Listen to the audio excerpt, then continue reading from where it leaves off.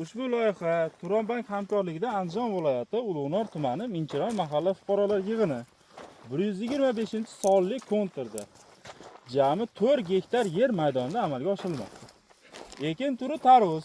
Bu yerda ekinlarning zamonaviy usullar bilan parvarishlanadi va hozirda ekinlarning holati juda ham yaxshi. Shu holatda ekinlar 120 kunda tayyor bo'ladi. Ekinlarni yetishtirish davrida sug'oriladi va tabiiy mineral o'g'itlar bilan oziqlantiriladi.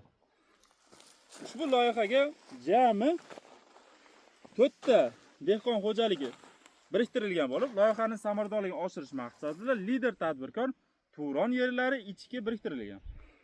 Ushbu yer maydoni jami 150 tonna hosil yig'ib olinishi kutilmoqda.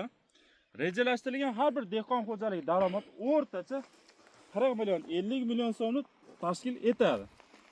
Mazkur hosil yig'ib olingandan so'ng ikkinchi ekinga ham yuqori daromadli ekin turlari ekish orqali dehqon xo'jaligini daromadni oshirish rejalashtirilgan.